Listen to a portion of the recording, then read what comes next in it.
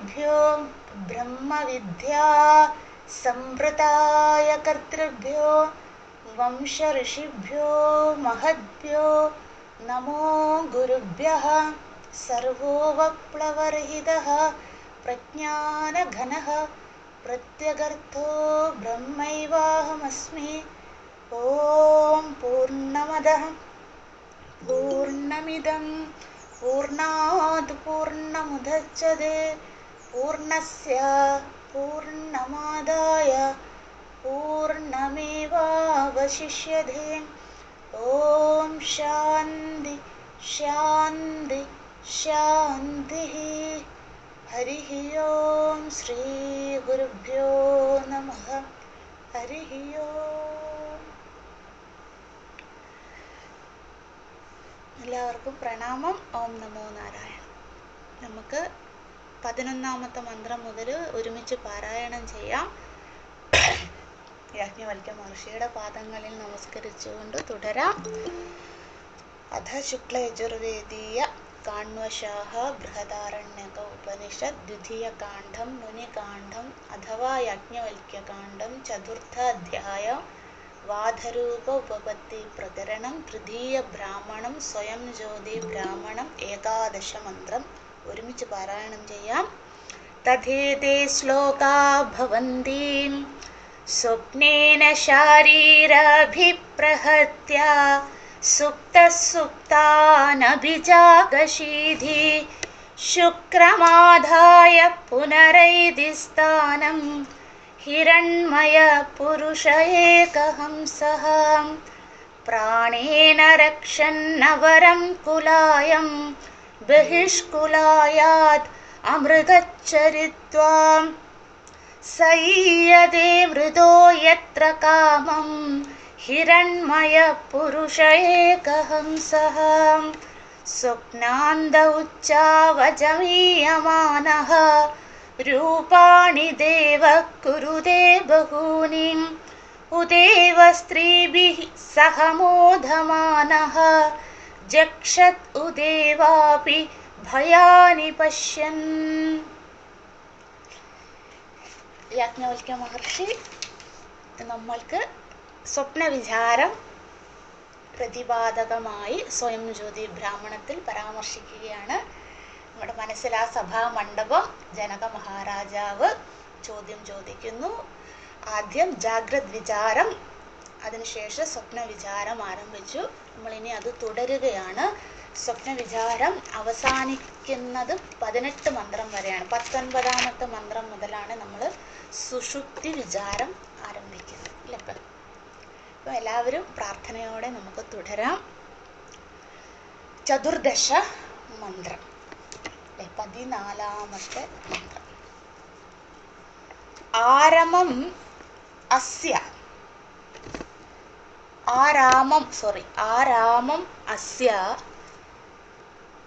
പശ്യന്തി ന തം പശ്യതി. പശ്യന്തി കഴിഞ്ഞ് കോമയുണ്ട്. ആരാമം അസ്യ പശ്യന്തി കോമ ന തം പശ്യതി കഞ്ചന ഇതി. ഇത് കഴിഞ്ഞ് കോമയാണ്, ഫുൾ സ്റ്റോപ്പ് അല്ല. ദയവായി തിരുത്തുക. തം ന ആയതം ബോധയേത്.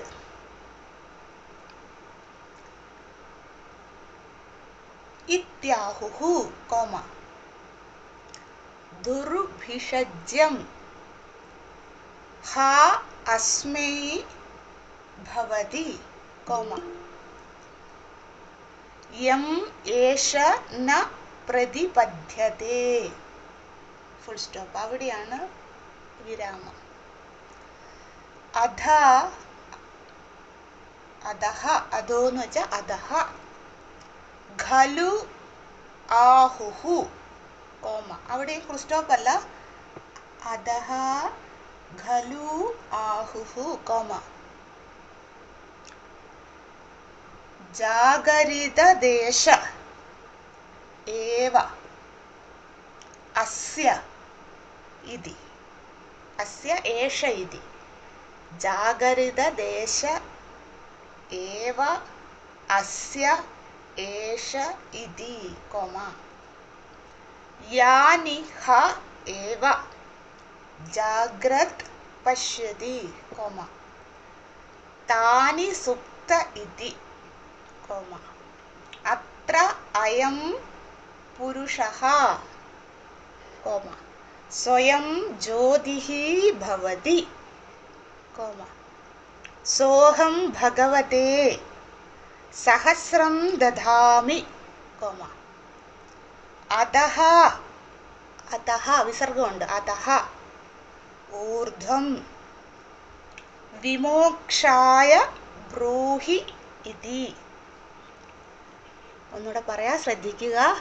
ആരാമം അസ്യ പശ്യന്തി ന തം പശ്യതി കഞ്ചന ഇതി തം ന ആയതം ബോധയേത് ഇത്യാഹുഃ ദുർവിഷജ്യം ഹ അസ്മൈ ഭവതി യം ഏഷ ന പ്രതിപദ്ധ്യതേ അധഃ ഖലു ആഹുഃ ജാഗരിതദേശ ഏവ അസ്യ ഏഷ ഇതി യാനിഹ ഏവ ജാഗ്രത് പശ്യതി താനി സുപ്ത ഇതി അത്ര അയം പുരുഷഃ സ്വയം ജ്യോതിഃ ഭവതി സോഹം ഭഗവതേ സഹസ്രം ദധാമി അധഃ ഊർധ്വം വിമോക്ഷായ ബ്രൂഹി ഇതി.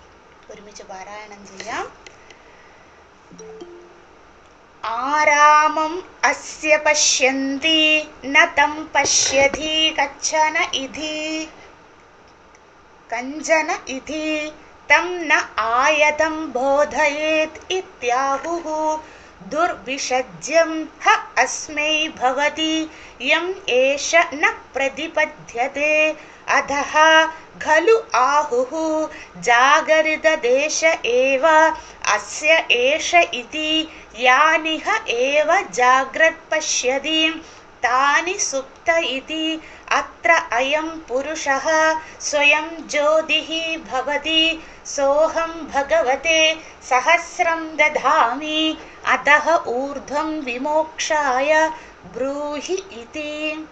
ആരാമം അസ്യ പശ്യന്തി ന തം പശ്യതി കഞ്ചന ഇതി തം ന ആയതം ബോധയേത് ഇത്യാഹുഃ ദുർവിഷജ്യം ഹ അസ്മൈ ഭവതി യം ഏഷ ന പ്രതിപദ്ധ്യതേ അധഃ ഖലു ആഹുഃ ജാഗരിത ദേശ ഏവ അസ്യ ഏഷ ഇതി യാനിഹ ഏവ ജാഗ്രത് പശ്യതി താനി സുപ്ത ഇതി അത്ര അയം പുരുഷഃ സ്വയം ജ്യോതിഃ ഭവതി സോഹം ഭഗവതേ സഹസ്രം ദധാമി അധഃ ഊർധ്വം വിമോക്ഷായ ബ്രൂഹി ഇതി.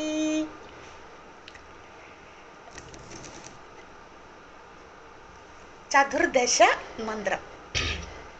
നമുക്ക് ആ സഭാമണ്ഡപം സുഷുപ്തി എന്ന വിചാരത്തിലേക്ക് പ്രവേശിക്കുന്നതിന് മുമ്പുള്ള വിചാരങ്ങൾ വിസ്തരിച്ചു പറയുകയാണ് യാജ്ഞവൽക്യ മഹർഷി. ജാഗ്രത് വിചാരം ദൃഷ്ടാന്തങ്ങളിലൂടെ ദേവതകളുടെ അനുഗ്രഹത്തോടുകൂടി അല്ലെ സഹായത്തോടുകൂടി ജാഗ്രത അവസ്ഥയിൽ വ്യവഹരിക്കുന്നത്. ആദിത്യൻ, ചന്ദ്രമ, അഗ്നി, ദിഗ്ദേവത, അതിനുശേഷം ആത്മജ്യോതി അല്ലേ. ഈ പാറ്റേൺ ഇങ്ങനെ നിങ്ങളുടെ മനസ്സിലും വരണം. അതിനാണ് എന്ന് റിപ്പീറ്റ് ചെയ്യുന്നത്. ഇപ്പം അജാതശത്രു ബ്രാഹ്മണൻ ചോദിച്ചാൽ ആരാണ് അജാതശത്രു, ആരാണ് ശിഷ്യൻ എന്ന് ചോദിച്ചാൽ നമ്മൾ മറന്നുപോകും. അതുകൊണ്ടാണ് മനസ്സിൽ ഉറപ്പിക്കുക. അതിനുശേഷം സ്വയം ജ്യോതി, ആത്മജ്യോതി എന്തെന്നുള്ള ചോദ്യം. അതിനുശേഷം സ്വപ്ന വിചാരം ആരംഭിക്കണം. ആ സ്വപ്ന വിചാരം നമ്മൾ തുടരുകയാണ്. ദൃഷ്ടാന്തം പറഞ്ഞു തൊട്ടു മുമ്പ്. അതിനുശേഷം ദൃഷ്ടാന്തത്തിനനന്തരം ഋഗ്വേദ ഉദ്ധരണികൾ യാജ്ഞവൽക്യ മഹർഷി ജനക മഹാരാജാവിനോടായി പറഞ്ഞു. അതായത് അദ്ദേഹം പറഞ്ഞ സ്വപ്ന വിചാരത്തിനെ സപ്പോർട്ട് ചെയ്യുന്ന മറ്റു വേദങ്ങളിലുള്ള ഉദ്ധരണികൾ പറഞ്ഞു കൊടുത്തു. ഇതിന് ചെയ്ത് അതിന് പ്രബല പ്രമാണമെന്ന് ശാസ്ത്രത്തിൽ പറയും. ഒരു ടെക്നിക്കൽ ടേമാണത്. പ്രബല പ്രമാണം, അതായത് പ്രബലമായ പ്രമാണം. പ്രമാണം എന്ന് വെച്ചാൽ വേദം. നമ്മുടെ പ്രമാണം വേദമാണ്. അത് പ്രബലമായത്. അതായത് ഏത് വിഷയത്തിനെ കുറിച്ചാണോ പറയുന്നത് ഗുരുനാഥൻ, ആ വിഷയത്തിനെ സഹായകരമായി മറ്റു വേദങ്ങളിൽ പറഞ്ഞിരിക്കുന്ന അതേ ഭാഗങ്ങളെ കോട്ട് ചെയ്യുക. ആ സപ്പോർട്ടോടുകൂടി അദ്ദേഹം പറയുന്ന വിഷയത്തിനെ സ്ഥാപിക്കുക. അല്ല, ഇപ്പം ഇവിടെ എന്താണ്, സ്വപ്നമാണ് പറയുന്നത്. അപ്പോൾ ആ സ്വപ്നത്തെക്കുറിച്ച് മറ്റ് പലയിടങ്ങളിൽ പറഞ്ഞിരിക്കുന്നതിനെയും ഞാൻ അങ്ങയുടെ ശ്രദ്ധയിലേക്ക് കൊണ്ടുവരുന്നു. അങ്ങനെ റെഫറൻസ് പറയുന്നത് ഭാഗത്തിനെ ശാസ്ത്രം പറയുന്ന ഒരു എന്താ പറയുക ടെർമിനോളജിയാണ് പ്രബല പ്രമാണം അല്ലേ. വെറുതെ നിങ്ങളുടെ അറിവിനേക്ക് നിങ്ങൾ എവിടെയെങ്കിലും പുസ്തകങ്ങളൊക്കെ വായിക്കുകയാണെങ്കിൽ ഇങ്ങനെ ഒരു വാക്ക് കേട്ടാൽ ഇത് ഓർമ്മയിലേക്ക് ക്ഷണിക്കുന്നു എന്ന് മാത്രമേ ഉള്ളൂ. അത് ഇമ്പോർട്ടൻ്റ് ആണ്, പക്ഷെ ഇമ്പോർട്ടൻ്റ് അല്ല അത്രയും. ഓക്കെ, നമുക്ക് മടങ്ങി വരാം. അങ്ങനെ പ്രബല പ്രമാണം പറഞ്ഞതിന് ശേഷം ഇനി അദ്ദേഹം തുടരുകയാണ്. നമ്മളിനി ഋഗ്വേദത്തിൽ നിന്നും മടങ്ങി വന്ന് ശുക്ല യജുർവേദത്തിലേക്ക് വരികയാണ്. അപ്പോൾ ദൃഷ്ടാന്തം തുടരുകയാണ്. നമുക്ക് നോക്കാം. ആരാമം അസ്യ പശ്യന്തി നതം പശ്യതി കച്ചന ഇതി. ആരാമം നമുക്കറിയാം അല്ലേ, ആരാമം പൂന്തോട്ടം അല്ലേ. ആരാമം ഇവിടെ നമ്മൾ സാധാരണ പൂന്തോട്ടത്തിൽ പോയാൽ എന്താ ചെയ്യുക അല്ല, അവിടെ പാർക്കൊക്കെ അല്ലേ, അവിടെ ഒരുപാട് വെറൈറ്റി പൂക്കളുണ്ടാകുക, അവിടെ നമുക്ക് നടക്കാനുള്ള സ്ഥലം, ലീലകളാടാനുള്ള സ്ഥലങ്ങളൊക്കെ. അപ്പം അതാണ് ഇവിടെ പറയുന്നത് ആരാമം എന്ന വാക്കുകൊണ്ട്. ഇവിടെ ആരാമം എന്ന ഈ പദം ഉദാഹരണം പറയാൻ പോകുന്നത്, ശ്രദ്ധിക്കണേ, ഉദാഹരണം പറയാൻ പോകുന്നത് പരമാത്മാവിനെ കുറിച്ചാണ്. അപ്പം ഭഗവാനാണ് ഈ ആരാമത്തിൽ വന്ന് ആടാൻ പോകുന്നത്. അതാണ് ഇനി നമ്മളുടെ ഉദാഹരണം. അപ്പം ആരാമെന്നേ പറഞ്ഞിട്ടുള്ളൂ. അപ്പം ആരാമം പരമാത്മാവിൻ്റെ ലീലകളെ എന്നാണ്. പരമാത്മസ്യ ലീല. ആരാമശബ്ദം എന്നതുകൊണ്ട് ഇവിടെ ഉദ്ദേശിക്കുന്നത് പരമാത്മാവ് ലീലയാടുന്ന സർവ്വ സ്ഥലങ്ങളും ആരാമങ്ങളാണ് അല്ലേ. നമ്മുടെ ശരീരം ഭഗവാന്റെ ആരാമമാണ് അല്ലേ, പ്രപഞ്ചം ഭഗവാന്റെ ആരാമമാണ്. അതാണ് ഇവിടെ ഉദ്ദേശിക്കുന്നത്. ഭഗവാൻ ഇങ്ങനെ ലീലയാടിക്കൊണ്ടേയിരിക്കുകയാണ്. അപ്പോൾ ആരാമം അസ്യ പശ്യന്തി, പരമാത്മാവിൻ്റെ ഈ ക്രീഡകൾ അല്ലേ, ലീലകൾ, അതിനെ അസ്യ എന്ന് വെച്ചാൽ നിങ്ങളുടെ പുസ്തകത്തിൽ അവൻ അല്ലെ ഇവൻ എന്നാണ്. അസ്യ എന്ന വാക്കിൻ്റെ അർത്ഥം ജീവാത്മാ. ഇവൻ ആര്? ജീവാത്മാക്കൾ. അവിടെ ജീവാത്മാ എന്ന് വെച്ചാൽ അജ്ഞാനി ജീവാത്മ. എഴുതുക, അതിനുശേഷം പറഞ്ഞു തരാം. പരമാത്മസ്യ ലീല ആരാമം അസ്യ ജീവാത്മ അല്ലെങ്കിൽ അജ്ഞാനി ജീവാത്മ പശ്യന്തി.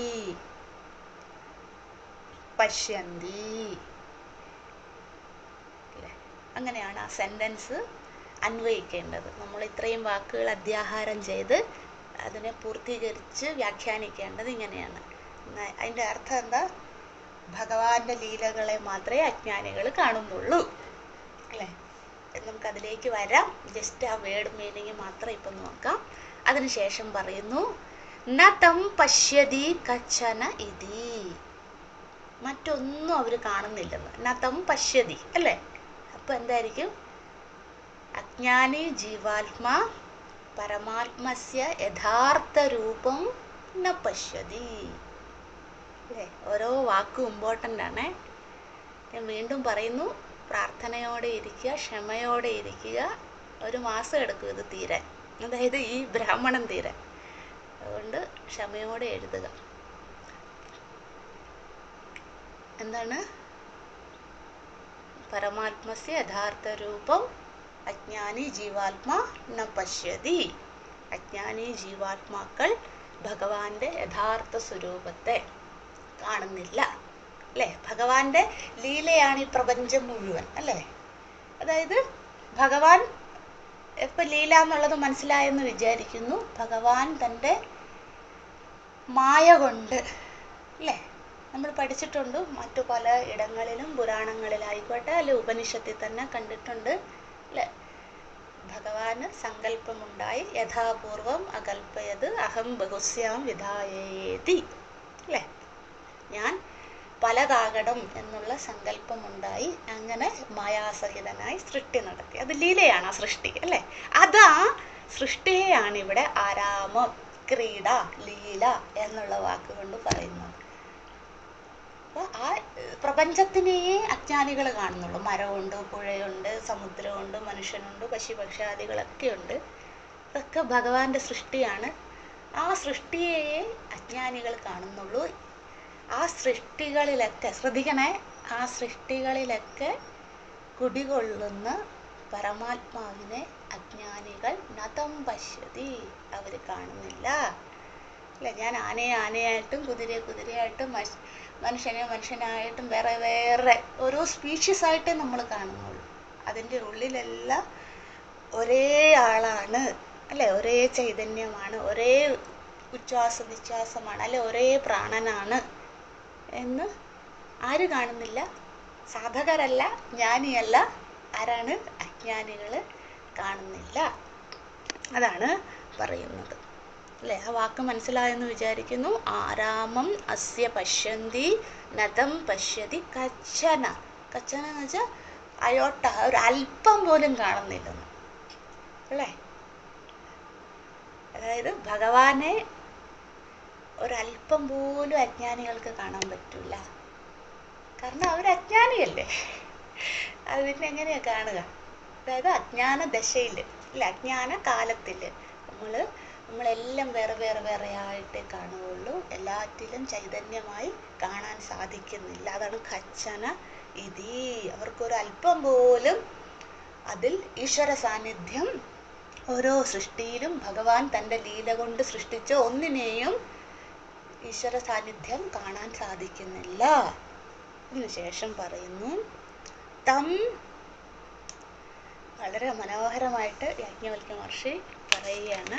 അടുത്തത്, തം ന ആയധം ബോധയേത് ഇത്യാഹുഹു ദുർഭിഷജ്യം ഹ അസ്മൈ ഭവതി യം ഏഷ ന പ്രതിപദ്ധ്യതേ. അടുത്ത ഭാഗം അത്രയും വരെയാണ്. തം, തം എന്ന് വെച്ചാൽ എഴുതിക്കോളൂ, യഥാദൃഷ്ടാന്തേ. ഇനി ഒരു ദൃഷ്ടാന്തം പറയുകയാണ്. ഇപ്പോൾ ഒരു സ്റ്റേറ്റ്മെന്റ് പറഞ്ഞു, അതിന് സപ്പോർട്ട് ചെയ്യുന്ന ആ സ്റ്റേറ്റ്മെന്റിനെ അല്ലെങ്കിൽ ആ ഉപദേശത്തെ നമുക്ക് മനസ്സിലാക്കി തരുവാനായിട്ട് ആ ഉപദേശത്തിനോട് യോജിക്കുന്ന ദൃഷ്ടാന്തം പറയുകയാണ്. അപ്പം തം എന്ന് വെച്ചാൽ യഥാദൃഷ്ടാന്തേ. ഇനി ഞാൻ ദൃഷ്ടാന്തം പറയാൻ പോകുന്നു. എന്താണ്? ദുർഭിഷജ്യം. അതായത് ഇവിടെ വൈദ്യശാസ്ത്രത്തിൻ്റെ അല്ലെ, അന്നത്തെ കാലത്ത്, ഇതിപ്പോൾ ത്രേതായുഗ ആയതുകൊണ്ട് ഇപ്പോഴത്തെ വൈദ്യശാസ്ത്രമല്ല, ആയുർവേദ ശാസ്ത്രത്തിനെയാണ് ദൃഷ്ടാന്തമായിട്ട് യാജ്ഞവൽക്യ മഹർഷി പറയുന്നത്. ആ വൈദ്യശാസ്ത്രം നമുക്കറിയാലോ. ആയുർവേദ ശാസ്ത്രം എന്ന് പറഞ്ഞാൽ വേദം, ചതുർവേദം, പിന്നെ ഉപവേദങ്ങളുണ്ടല്ലോ, ധനുർവേദം, ആയുർവേദം, അതിലുള്ള ഉപവേദ ശാഖയാണ് വൈദ്യശാസ്ത്രം അല്ലെങ്കിൽ ആയുർവേദ ശാസ്ത്രം. അതാണ് ഇവിടെ പറയുന്നത് ദൃഷ്ടാന്തമായത്. ആ ആയുർവേദ ശാസ്ത്രത്തിൽ അല്ലെങ്കിൽ വൈദ്യശാസ്ത്രത്തിൽ പറയുന്നു, നമുക്കെല്ലാവർക്കും ഉള്ള ഉദാഹരണമാണ്.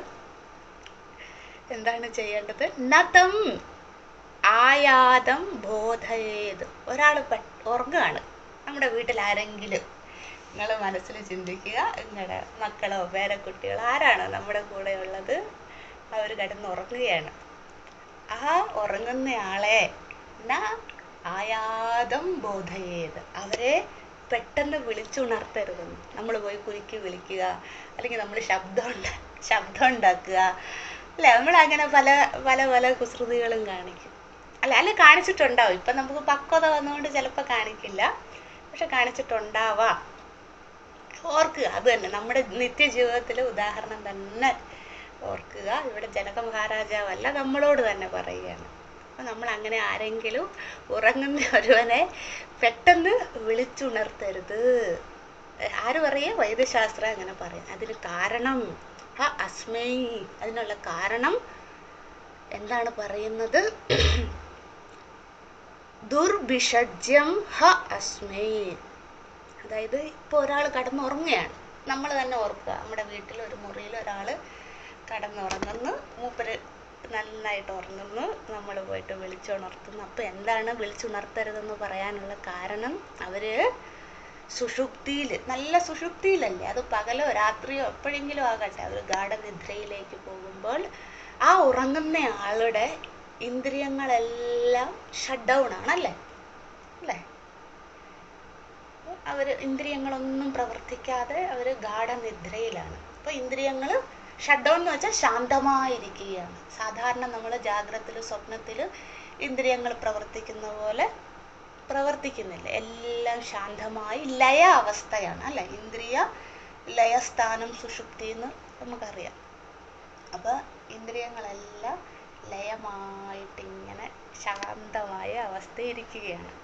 ആ സമയത്താണ് നമ്മൾ പോയി ഇങ്ങനെ ശബ്ദം ഉണ്ടാക്കുക, അല്ലെ പാട്ട് വെക്കുക, അല്ലെങ്കിൽ വിളിച്ചുണർത്തുക ഇത്യാദി പോഴത്തരം നമ്മൾ കാണിക്കുമ്പോൾ അവരെന്താണ്, ആ ഗാഠനിദ്രയിൽ നിന്നും പെട്ടെന്ന് ലയമാണല്ലോ, ഇന്ദ്രിയങ്ങളൊക്കെ ലയമായിരിക്കുന്നത്, വിത്തിൻ സെക്കൻഡ് അത് ജാഗ്രതയിലേക്ക് വരണം, അല്ലേ? നമ്മൾ തന്നെ ഞെട്ടി ഉണരുക, അല്ലേ? അവരും ആ നാച്ചുറലായിട്ടുള്ള അവേക്കനിങ് അല്ല, അല്ലേ? സാധാരണ നമ്മൾ ഉണർന്നു വരുമ്പോൾ, നമ്മുടെ ചിത്തം ഉണരുമ്പോൾ ഓരോ ഇന്ദ്രിയങ്ങളായിട്ട് ഉണർന്ന് ഫ്രാക്ഷൻ ഓഫ് സെക്കൻഡിലാണ് ഇത് നടക്കുന്നത്. പക്ഷെ ആ സെക്കൻഡ്സിനും പ്രാധാന്യമുണ്ട്. പക്ഷെ നമ്മൾ അങ്ങനെ സമയം കൊടുക്കാണ്ട് നമ്മൾ പെട്ടെന്ന് ഇവരെ വിളിച്ചുണർത്തിയാൽ ശരിയല്ല. അപ്പം എന്താണ് സംഭവിക്കുന്നത്? ഇവരുടെ ഇന്ദ്രിയങ്ങൾ ഈ ലയാവസ്ഥയിൽ നിന്നും ജാഗ്രത അവസ്ഥയിലേക്ക് യഥാക്രമം വരണം, അതായത് നാച്ചുറലായിട്ട് വരണം.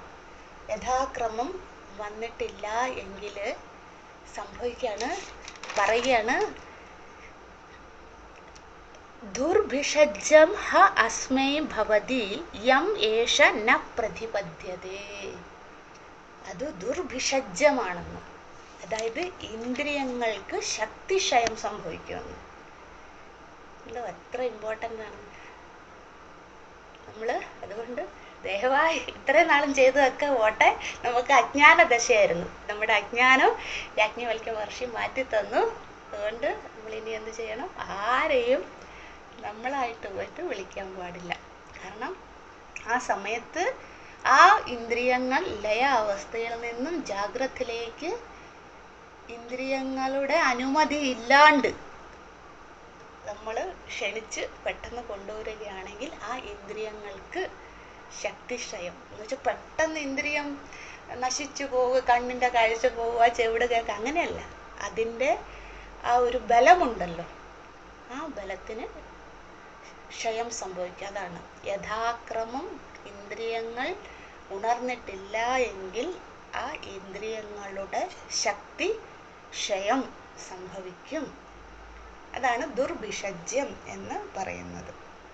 അതുകൊണ്ട് എന്ത് ചെയ്യും? നമ്മൾ എന്ത് ചെയ്യണം? ഗാഠനിദ്രയിൽ നിന്ന് ആരോ, അത് നായ ആയിക്കോട്ടെ പൂച്ച ആയിക്കോട്ടെ, നമ്മൾ സാധാരണ ചെയ്യാറുണ്ട്. പ്രത്യേകിച്ച് നമ്മൾ കേരളത്തിലൊക്കെ കാണും, നായ കിടന്ന് നല്ല സുഖമായിട്ട് ഉറങ്ങുമായിരിക്കും. നമ്മൾ നിരത്തുമ്പോൾ കൂടെ പോകുമ്പോൾ ഒരു കല്ലെടുത്തെറിയുക, ഒരു സുഖം അല്ലേ? അത് ചെയ്യാറുണ്ട്. അപ്പോൾ അത് ഏത് ജീവി ആയിക്കോട്ടെ, ആ ഗാഠനിദ്രയിൽ നിന്ന് നമ്മൾ ഒരുവനെ പെട്ടെന്ന് ഉണർത്തരുത്. അതിന് കാരണമാണ് ഇത്. ഇപ്പം നമ്മൾ തന്നെ, ഇപ്പം നമ്മുടെ ഉദാഹരണം ഇവിടെ പറഞ്ഞിട്ടില്ല, വൈദ്യശാസ്ത്രത്തിൽ മറ്റൊരാളുടെയാണ്, നമ്മൾ വേറൊരാളെ ഉണർത്തുന്നതാണ്. നമ്മൾ തന്നെ ഇപ്പം നമ്മൾ അലാറം വെച്ച് എഴുന്നേൽക്കുന്നില്ലേ, അത് ആയുർവേദ ശാസ്ത്രം വിരുദ്ധമായിട്ടാണ് പറയുന്നത്. വിരുദ്ധാഹാരം എന്നൊക്കെ പറയുന്ന പോലെ വിരുദ്ധ പ്രവൃത്തിയായിട്ടാണ് പറയുന്നത്. കാരണം എന്താണ്? നമ്മളിപ്പോൾ 4 മണി 5 മണിക്ക് അലാറം വെച്ച്, അത് നാച്ചുറൽ അവേക്കിംഗ് അല്ല, അല്ലേ? ഓർഗാനിക് അല്ല. നമ്മൾ ഒരു യന്ത്രത്തിൻ്റെ സഹായത്തോടു കൂടി നമ്മൾ ഈ അലാറം കേൾക്കുമ്പം പെട്ടെന്ന് അതിൻ്റെ ആ ഒരു ഭീകരമായ ശബ്ദം കേൾക്കുമ്പോൾ ചാടി പെട്ടെന്ന് അയ്യോ 5 മണിയായോ എന്നുള്ള ആ ഒരു ഉണർവാണത്. അവിടെ ചിത്തം ഉണരുന്നില്ല. ആദ്യം ഉണരേണ്ടത് ചിത്തമാണ്. ചിത്തം ഉണരുവാൻ നമ്മൾ അവസരം കൊടുക്കുന്നില്ല. നമ്മൾ ഈ ശബ്ദം എന്താണ് ആദ്യം ഉണരുന്നത്? അലാറം വെച്ച് എഴുന്നേൽക്കുമ്പോൾ ശ്രോത്രേന്ദ്രിയം അല്ലേ, ചെവിടിൽ നമ്മളത് കേട്ടിട്ട് നമ്മൾ ഉണരുകയാണ്. അപ്പോൾ നമ്മൾ ആ പാറ്റേൺ ഫോളോ ചെയ്യുന്നില്ല അല്ലേ. അപ്പോൾ ആദ്യം ഉണരേണ്ടത് ചിത്തത്തിനെ ഉണർത്താതെ നമ്മൾ ഇന്ദ്രിയങ്ങളെ ഉണർത്തുന്നു. അപ്പം അത് വിരുദ്ധ പ്രവൃത്തിയാണ്. ആ വിരുദ്ധ പ്രവൃത്തി നമുക്ക് എന്ത് ചെയ്യും? കാലാന്തരേ ഇന്ദ്രിയ ശക്തിക്ഷയം ഭവതി. കാലാന്തരത്തിൽ, കാലക്രമത്തിൽ, പെട്ടെന്നല്ല, പക്ഷെ പതിയെ പതിയെ പതിയെ ഇന്ദ്രിയങ്ങളുടെ ശക്തി ക്ഷയിക്കും അല്ലേ. അതുകൊണ്ട് നമ്മൾ ഇനി അങ്ങനെ ചെയ്യരുത്. നിങ്ങൾ എഴുന്നേൽക്കുമ്പോൾ എഴുന്നേറ്റോട്ടെ. നമുക്കൊരു ഒരു ബോഡിയിൽ ഒരു ക്ലോക്ക് സെറ്റായാൽ പിന്നെ അത് തന്നെ ഫോളോ ചെയ്യും. നമുക്ക് വലിയ ക്ഷീണമോ മനസ്സിൻ്റെ വയലൊക്കെ നമ്മൾ കിടന്നുറങ്ങുമോ, അല്ലെങ്കിൽ നമ്മളിപ്പോൾ 5 മണിക്ക് എഴുന്നേൽക്കുകയാണെങ്കിൽ 21 ദിവസം നിങ്ങൾ അടുപ്പിച്ച് ചെയ്ത് നോക്കൂ. മോഡേൺ സയൻസ് പോലും അത് അംഗീകരിക്കുന്നുണ്ട്. നമ്മൾ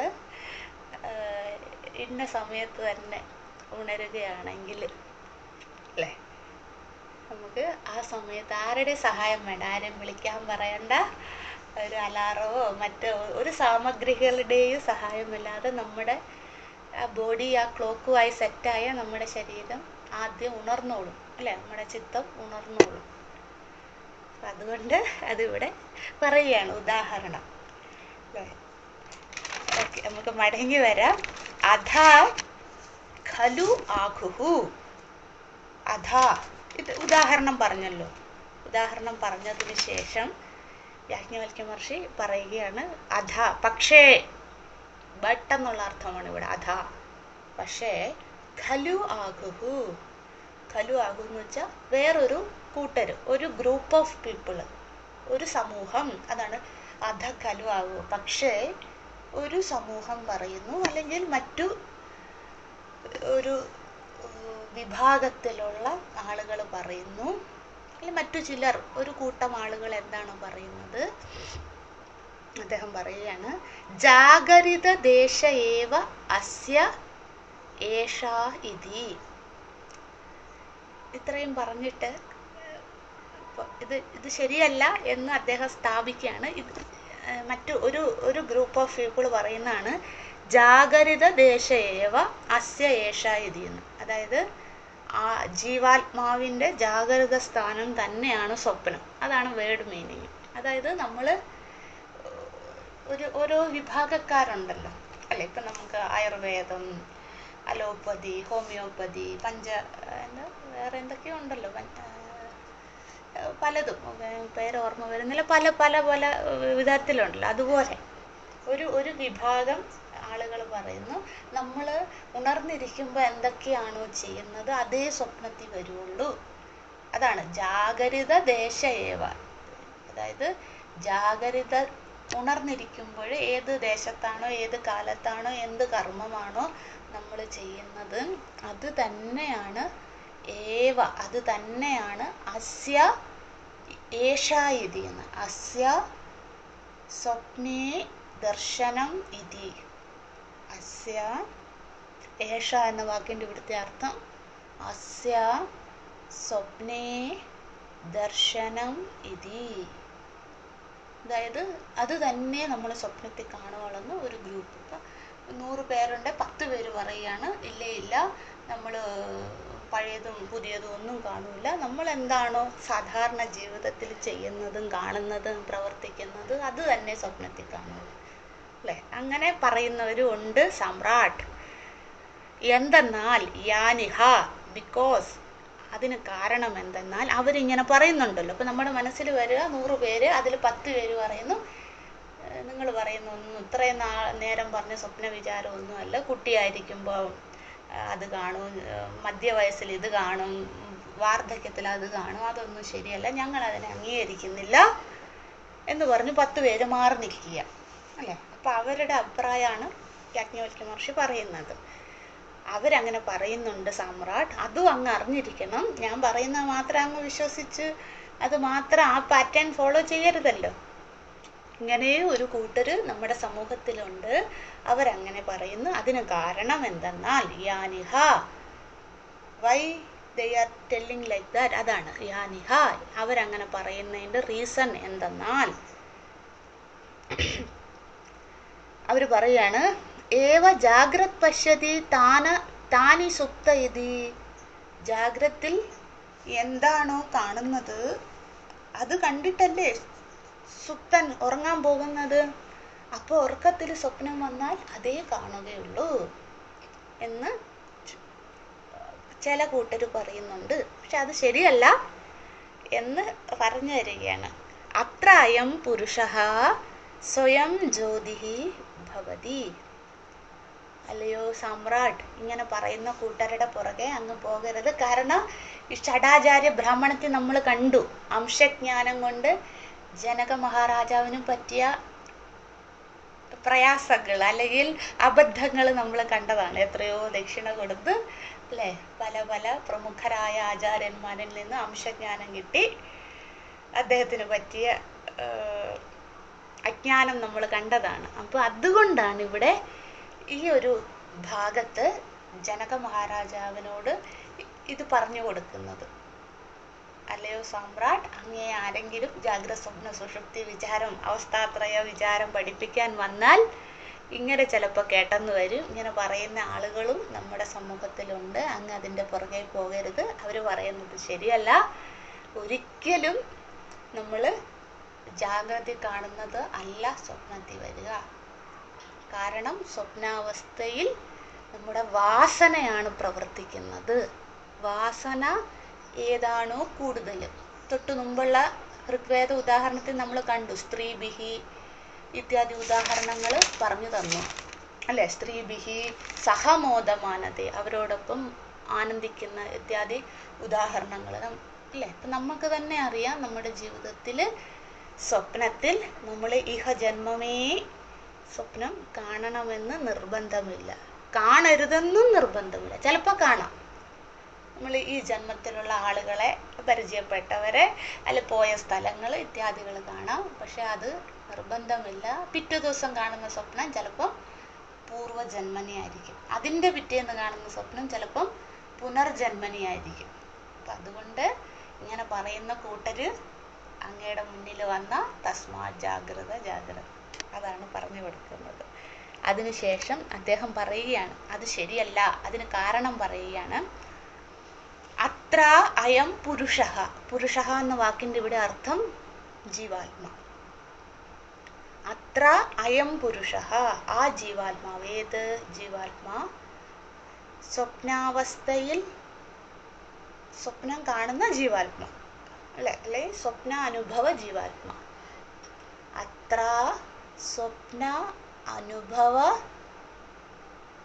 ജീവാത്മാ. അത്ര അവിടെ ഉണ്ട്. സ്വപ്ന അനുഭവ അല്ലെങ്കിൽ പശ്യതി എന്നും പറയാം. അതിന് നല്ല വാക്ക് അനുഭവ. കാരണം സ്വപ്നം നമ്മൾ അനുഭവിക്കുമല്ലേ അല്ലേ, യാഥാർത്ഥ്യമായിട്ട്. കാണുക എന്ന് പറയും നമ്മൾ സാധാരണ കൊളോക്കിയെല്ലാം, ഞാൻ സ്വപ്നം കണ്ടു. അതിൽ നല്ല വാക്ക് ആചാര്യസ്വാമികൾ ഭാഷ്യത്തിൽ എഴുതിയിരിക്കുന്നത് അനുഭവം എന്നാണ്. അതൊരു അനുഭവമാണ് അല്ലേ നമുക്ക്. നമ്മളതിൽ ചിരിക്കുക, കരയുക, അത് അനുഭവമല്ലേ. അപ്പം അതുകൊണ്ട് ആ വാക്കാണ് നല്ലത്. അത്ര സ്വപ്ന അനുഭവ ജീവാത്മാ. അത്ര സ്വപ്ന അനുഭവ ജീവാത്മാ. അതായത് എന്താണ്? സ്വപ്നം അനുഭവിക്കുന്ന, സ്വപ്നാവസ്ഥയിൽ സ്വപ്നം യാഥാർത്ഥ്യമായി നമ്മൾ അനുഭവിക്കുന്ന നമ്മൾ ഓരോരുത്തരും ആ ജീവാത്മാക്കള്. സ്വയം ജ്യോതിഹി ഭവതി, സ്വയം ജ്യോതിഹി ഭവതി എന്ന് പറഞ്ഞ് തീർക്കുകയാണ്. അദ്ദേഹം പറയാനുള്ളതെല്ലാം കൂടെ ഒറ്റ വാക്കിൽ പറഞ്ഞു തീർക്കുകയാണ് യാജ്ഞവൽക്യ മഹർഷി. സ്വയം പ്രകാശ സ്വരൂപനായി തീരുന്നു. നമ്മളെപ്പോഴും പ്രകാശ സ്വരൂപികൾ തന്നെ. പക്ഷെ ഇവിടെ പറയുന്നു സ്വപ്നം കാണുന്ന ജീവാത്മാ സ്വപ്നത്തിൽ സ്വയം പ്രകാശ സ്വരൂപികളായി മാറുന്നു. അതിൻ്റെ അർത്ഥം മലയാളത്തിൽ എഴുതിക്കോളൂ. ഈ നമ്മളെന്താ എഴുതിയത്? അത്ര സ്വപ്ന അനുഭവ ജീവാത്മാ എഴുതി, അതിനുശേഷം കോമ ഇട്ടിട്ട് എഴുതുക. സ്വപ്നാവസ്ഥയിൽ അല്ലേ ജീവാത്മാക്കൾ സ്വപ്നം അനുഭവിക്കുന്നു എന്ന് എഴുതി, കോമ. സ്വയം ജ്യോതി ഭവതി എന്ന വാക്കിൻ്റെ പരിഭാഷയാണ്, എൻ്റെ വ്യാഖ്യാനാണ്. ഇന്ദ്രിയങ്ങൾ സ്വപ്നത്തിൽ പ്രവർത്തിക്കാതിരിക്കുമ്പോഴും, ഇന്ദ്രിയങ്ങൾ എന്ന് വെച്ചാൽ ദശേന്ദ്രിയങ്ങളും മനസ്സും കേട്ടോ. ഇന്ദ്രിയം എന്ന വാക്കിൻ്റെ ഗൂഢാർത്ഥം അതാണ്. കണ്ണ്, കാത്, വാക്പാണി പാദപായു ഉപസ്ഥ്യാദി ഇന്ദ്രിയങ്ങളും പിന്നെ മനസ്സും സ്വപ്നത്തിൽ പ്രവർത്തിക്കാതിരിക്കുമ്പോഴും, ഇതൊക്കെ ലയാവസ്ഥയിലാണല്ലോ. നമ്മൾ ജാഗ്രതയിൽ നിന്ന് ഉറങ്ങാൻ പോയി എല്ലാം ലയമായി അല്ലേ. പിന്നെ നമ്മൾ സ്വപ്നത്തിലേക്ക് പോകുമ്പോൾ ഇതൊന്നും പ്രവർത്തിക്കാതിരിക്കുമ്പോഴും ഇന്ദ്രിയങ്ങൾ പ്രവർത്തിക്കുന്നതായി അനുഭവമുണ്ടാകുന്നു. ഇന്ദ്രിയങ്ങൾ പ്രവർത്തിക്കുന്നതായ അല്ലേ, നമ്മൾ സ്വപ്നത്തിൽ നല്ലതായിട്ട് കാണുന്നു, അത് അനുഭവമാണ് അല്ലേ. നല്ലതായിട്ട് കേൾക്കുന്നു, നല്ലതായിട്ട് ഭക്ഷണം കഴിക്കുന്നു, രുചിക്കുന്നു, മണക്കുന്നു, ഇതെല്ലാം മനസ്സിൽ ചിരിക്കുന്നു അല്ലേ. ഇതെല്ലാം അനുഭവം വരുന്നു. നമ്മൾ ചിലപ്പോൾ അയ്യോ ആരേലും എന്നെ കുത്താൻ വരുന്നു, എന്നെ പിടിക്കാൻ വരുന്നു, ഞാൻ ഓടുന്നു, ഞാൻ ചാടുന്നു, ഞാൻ ചിരിക്കുന്നു, ഇതെല്ലാം വരും. പക്ഷെ ഇന്ദ്രിയങ്ങളൊക്കെ ലയാവസ്ഥയിലാണ്. പക്ഷെ ഇതെല്ലാം പ്രവർത്തിക്കും. നമ്മൾ കണ്ണടച്ച് കിടന്നാണ് ഉറങ്ങുന്നത് അല്ലേ, അതിൽ ആർക്കും സംശയമില്ലല്ലോ, അല്ലെ എതിരഭിപ്രായമൊന്നുമില്ലല്ലോ. പക്ഷെ ആ കണ്ണടച്ച് കിടന്നാലും നമ്മൾ സ്വപ്നത്തിൽ എന്താണ്, നല്ല മനോഹരമായ ആരാമങ്ങൾ, നല്ല മനോഹരമായ ദൃശ്യങ്ങൾ അല്ലെ, ദുഃഖകര ഭയകര ഏതുമായിക്കോട്ടെ നമ്മൾ കാണുന്നില്ലേ, അനുഭവിക്കുന്നില്ലേ. പക്ഷെ നമ്മൾ കണ്ണടച്ചാ കിടന്നുറങ്ങുന്നു. സ്വപ്നം കാണുമ്പോഴും കണ്ണടച്ചാണ് നമ്മൾ യഥാർത്ഥത്തിൽ കിടക്കുന്നത് അല്ലേ. കട്ടിലുമേ കിടക്കുന്നത് എങ്ങനെയാ, കണ്ണടച്ചല്ലേ. പക്ഷെ സ്വപ്നം കാണുമ്പോഴോ എല്ലാം കണ്ണ് തുറന്ന് കാണുന്നു. അതാണ് സ്വയം ജ്യോതി എന്ന വാക്കിന് യാജ്ഞവൽക്യ മഹർഷി ഉദ്ദേശിക്കുന്ന അർത്ഥം. ഇന്ദ്രിയങ്ങൾ, ശ്രദ്ധിക്കണേ, ഇന്ദ്രിയങ്ങൾ സ്വപ്നത്തിൽ പ്രവർത്തിക്കാതിരിക്കുമ്പോഴും, അതായത് മനസ്സും ഇന്ദ്രിയവും എല്ലാം ലയ അവസ്ഥയിൽ പ്രാപിച്ച് നമ്മൾ ഉറങ്ങാൻ പോകുമ്പോഴെന്താണ്, സ്വപ്നം വന്നു. ആ സ്വപ്നത്തിൽ എന്താണ്, ഇന്ദ്രിയങ്ങൾ പ്രവർത്തിക്കുന്നതായ അനുഭവം അല്ലേ, അത് യാഥാർത്ഥ്യമായി നമ്മൾ അനുഭവിക്കുകയാണ് അല്ലേ. അതാണ് ഇവിടെ പറയുന്നത്. ഇന്ദ്രിയങ്ങൾ പ്രവർത്തിക്കുന്നതായ സ്വയം ജ്യോതിഹി, അതായത് സ്വയം ഇന്ദ്രിയ പ്രവർത്തനം, അതാണ് ജ്യോതി എന്ന വാക്കിൻ്റെ ഇവിടുത്തെ അർത്ഥം. അത് പ്രവർത്തിക്കുന്നതായിട്ട് സ്വയമേവ, ഇന്ദ്രിയ മന സ്വയമേവ പ്രവർത്തി, അത് തനിയെ പ്രവർത്തിക്കുന്നതായിട്ടുള്ള യഥാർത്ഥ അനുഭവം നമുക്കുണ്ടാകുന്നു. ഹേ സാമ്രാട്ട് എന്ന് പറഞ്ഞു. അപ്പോൾ എന്താണ് പറഞ്ഞത്? 14-ാമത്തെ മന്ത്രം, ആദ്യം പരമാത്മാവിൻ്റെ മായ കൊണ്ടാണ് സൃഷ്ടിയുള്ളത്. പക്ഷെ അജ്ഞാനികൾക്ക് അത് കാണാൻ പറ്റുന്നില്ല. ആ മായാസഹിതൻ സൃഷ്ടിച്ചു. ആ സൃഷ്ടിയിലാണ് നമ്മൾ ജാഗ്രത, സ്വപ്ന, സുഷുപ്തിയൊക്കെ ഉള്ളതെന്ന് പറഞ്ഞു. എന്നിട്ട് നമുക്കൊരു ഉദാഹരണം പറഞ്ഞു തന്നു. നമ്മൾ ആരെങ്കിലും കിടന്നു ഉറങ്ങുകയാണെങ്കിൽ നമ്മൾ പോയി അവരെ വിളിക്കരുത്. കാരണം എന്താണ്, അത്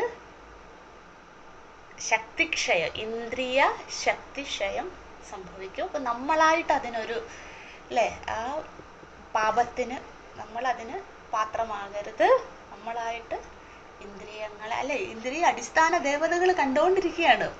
ചിലപ്പോൾ ഉറങ്ങുന്ന ആൾ ഇതൊന്നും കാണുന്നില്ല, അറിയുന്നില്ല അല്ലേ. നമ്മൾ അവരെ പോയി വിളിച്ചു, അവർ ചാടി എഴുന്നേറ്റ് വന്നു, അവർക്ക് 0 കംപ്ലൈൻറ്റ് അല്ലേ. പക്ഷെ ദേവതകൾ ഇതെല്ലാം കുറിച്ച് വെച്ചുകൊണ്ടിരിക്കുകയാണ്.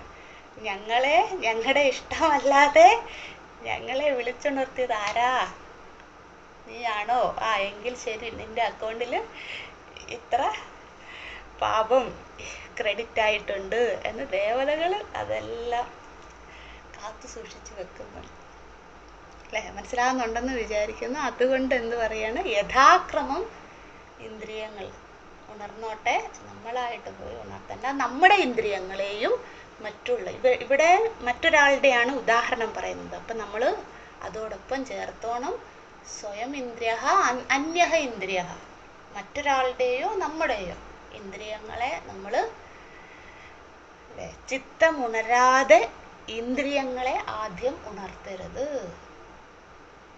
ഇന്ദ്രിയങ്ങൾക്ക് ഇഷ്ടപ്പെടൂല, അവർക്ക് വരാനുള്ള സമയത്ത് അവർ വന്നോളൂ. നമ്മൾ എന്തിനാ പോയിട്ട് ബേജാറാക്കണേ, കാര്യമില്ല അല്ലേ? അതുകൊണ്ട് ഗാഠനിദ്രയിൽ നിന്ന് ഒരുവനെ പെട്ടെന്ന് ഉണർത്തരുത് എന്ന് പറഞ്ഞ് ഉദാഹരണം പറഞ്ഞു.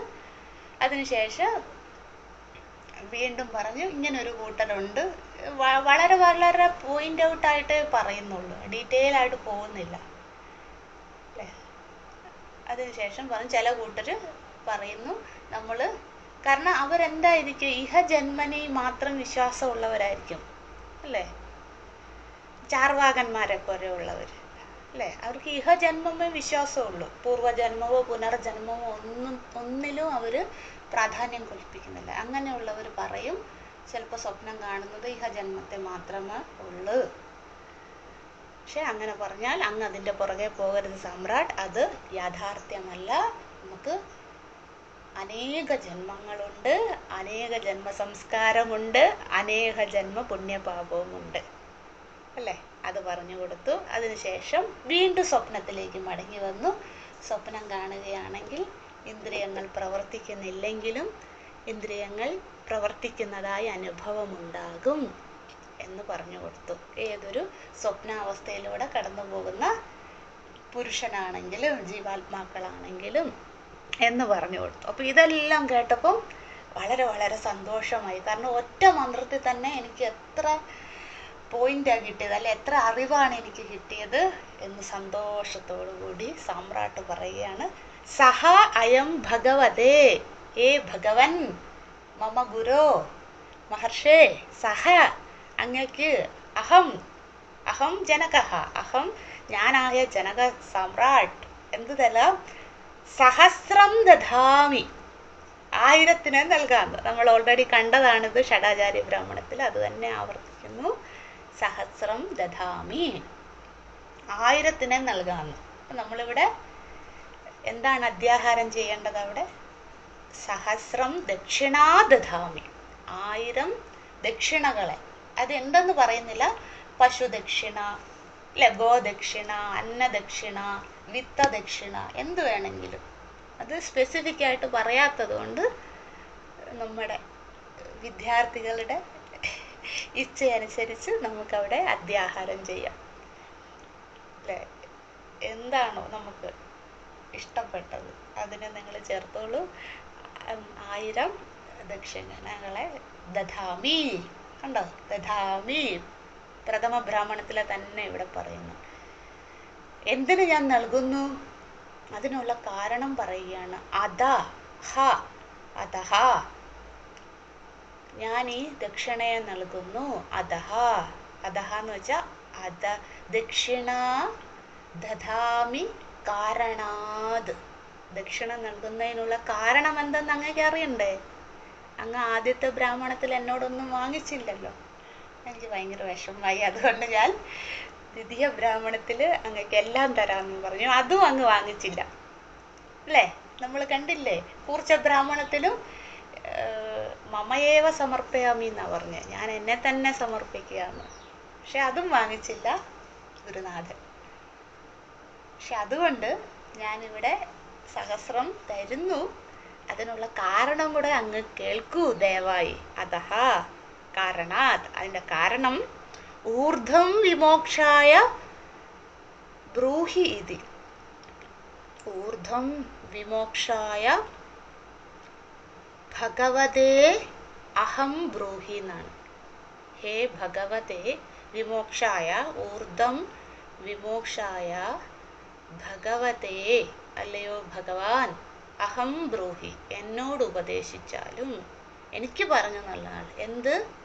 ദക്ഷിണ തരാനുള്ള കാരണം ഇതാണ്, എനിക്ക് അങ്ങ് ഊർധ്വം വിമോക്ഷായ, ഊർധ്വമായതിനെ, എന്തിന്? ഊർധ്വഗതിയെ.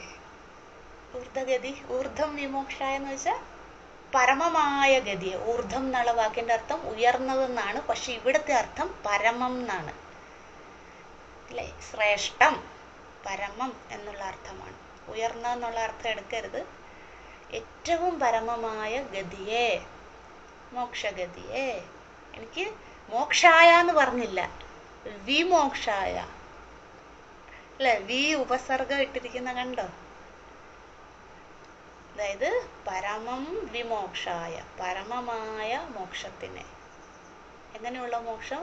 വിമോക്ഷത്തിന്, വിഗതഃ മോക്ഷത്തിന്. ഇനിയൊരു പുനർജന്മം വേണ്ട, അതാണ് വിഗതഃ മോക്ഷം. കംപ്ലീറ്റ്ലി ഐ നീഡ് ലിബറൈസേഷൻ, അതാണ് പറയുന്നത്. എനിക്കിനി ദേവലോകത്തോ സാമ്രാട്ടായിട്ടോ ഒരു ശരീരവും ഒരു ജന്മവും വേണ്ട. എനിക്ക് ജീവൻ മുക്തിയാണ് വേണ്ടത്, വിദേഹമുക്തിയാണ് വേണ്ടത്. അതുകൊണ്ട് ആ പരമമായ ഗതിയെ നൽകുവാനായിക്കൊണ്ട് ദയവായി എൻ്റെ ഈ ദക്ഷിണയെ വാങ്ങിച്ചാലും. അവിടെ ആചാര്യസ്വാമികൾ ഭാഷ്യത്തിൽ ഒരു വാക്ക് പറയുന്നുണ്ട്, ആനന്ദദാത ദക്ഷിണ. വേണമെങ്കിൽ എഴുതിക്കോളൂ, അല്ല എഴുതിക്കോളൂ, വേണമെങ്കിൽ എന്നല്ല, എല്ലാവരും എഴുതിക്കോളൂ. ആനന്ദദാത, ധാത, ധാ എഴുതിയിട്ട് തായാണ്, തകാരം, താമരയുടെ ത.